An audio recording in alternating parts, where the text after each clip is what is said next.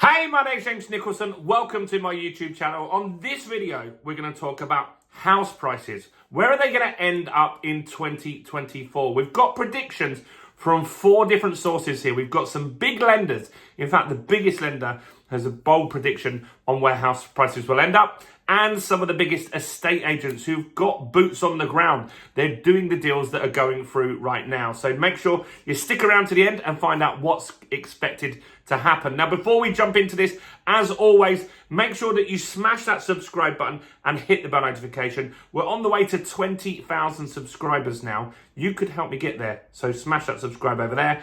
And while you're here, make sure you smash that like button, tickle the like button, do something to the like button, obliterate it.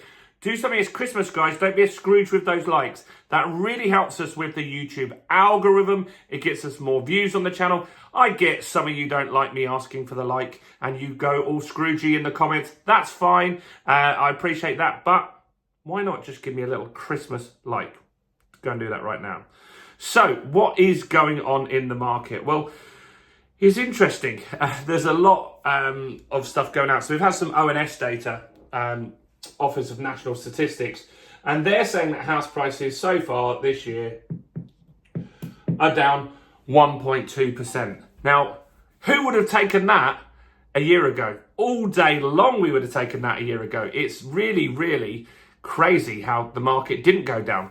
And this is the same as before the pandemic. When the pandemic hit, to me, it made logical sense. We're in lockdown, businesses are shut, house prices are going to go down. You couldn't even view a house at one stage. But it didn't. It was very robust. And now we've had a pretty solid year. 1.2% down is less than we had at the back end of last year. And the last 3 months, October, November, December of 22, house prices went down around 3%. And you'd have looked at that and said, this isn't good. That's likely to continue in 23. Interest rates still went up through the year, yet we've had a very, very solid year. And what's happened is a lot of people just pulled out the market with a wait and see approach. And so that's what they did. Not many people were desperate to sell because we were stress tested at these higher rates. It was very different to 2008 where people were just over leveraged. So that's interesting. We were 1.2% down there. And that meant that according to ONS data, house prices were down around £4,000, which isn't bad. And if you're a property investor, you'd probably be able to negotiate a bigger discount than that anyway, because you should be looking for properties you can add value, that are distressed, that need a quick sale. That's where you make your money. And so interest rates pretty much doubled for a lot of people. So they went from, interest rates went from 2.3%. So interest, spelled that wrong, but I can't correct it now. So they went from 2.3% to the average is 5.95 now, which is obviously a lot higher and starting to hit people. There's still half the people that need to feel the pain of that rate coming through. And so average house prices are now £288,000, which is massively up on the pre-pandemic price, which was £230,000. It's a big difference. We've gone up 50 grand during that really uncertain, difficult time for a lot of people. So who's predicting what with house prices? Well, it's not actually, these predictions are not as bad as you might think. Now, some of them, you're going to think these guys have some sort of agenda, and they could. So Savills, a big agent, they're saying minus 3% in 2024. But they're saying an increase of 3.5% in 2025. Now that almost counters that. So pretty much by 25, you'll be pretty much, give or take a little bit, back where you were, which is interesting. Now, you're going to say, Savills, they're an agent, they've got to talk up the market. I know that's coming in the comments, so if you want to say that, then what's your opinion on that? What do you feel about Savills saying a drop and then an increase in 25? Let me know. Now, Lloyd's, the biggest lender, are predicting a bigger drop. Where's the Lloyd's data? No, they're not. They're predicting 2.4% down, sorry, in 24. And just to recover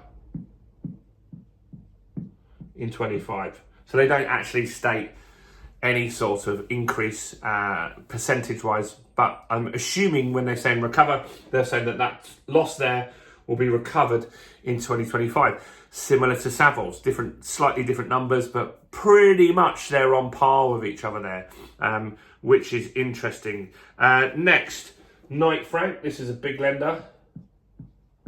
And some of these lenders, you might look at them and not realise they actually have a lot of sub-brands and stuff like that. So Knight Frank, they're saying the biggest drop is 4% in 2024. And they don't have any data for 2025. So they didn't make a prediction on 2025. Not too bad. None of these are 35%, are they? Which some places are saying it is the worst case scenario that I've seen people talking about. And then Zoopla, they're saying -2% in 2024.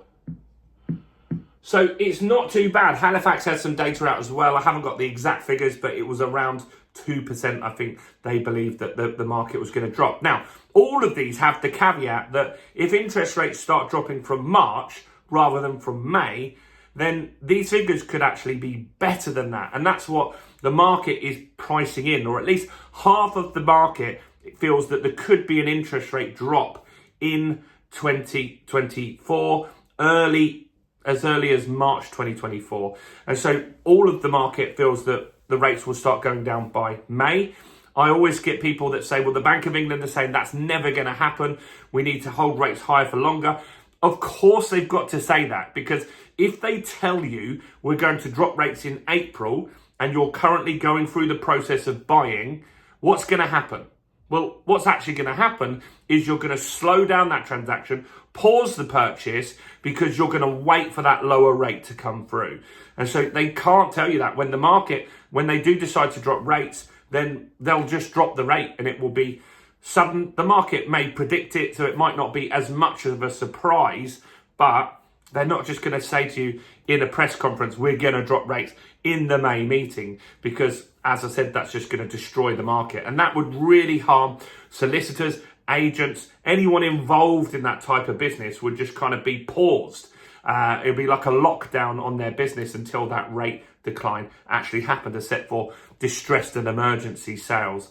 And so it's interesting that nobody is saying big numbers here. No one's saying more than 5%, which is interesting. And I kind of agree on the caveat that interest rates come down. So I believe that house prices are going to decline for the first 6 months, but I do also believe that we'll catch up again in the back end of 2024. I think the big difference here is how far rates drop. You see, what Zoopla is saying is there's a lot of people that want to buy a property right now, but they want to wait to feel like they've got some benefit of staying out the market. So they want to see some house price drops or interest rate drops. There's lots of people sitting there saying, we don't want to buy at the peak, and we also don't want to buy at the peak of the interest rates as well. So if one of those things happens, either the prices drop or interest rates drops, there's a ton of people that will get back into the market. Let me know your thoughts on this. Do you think these guys are about right, or do you think they're massively off? What's your prediction for the house price market in 2024? Comment below. Do smash the like button or tickle it. Do something. It's Christmas, guys. Give me some Christmas love. It really helps us with the YouTube algorithm. And if you want to share this with friends and family, that will help me even more. Do check out some other content on my channel. Go and watch this video right here.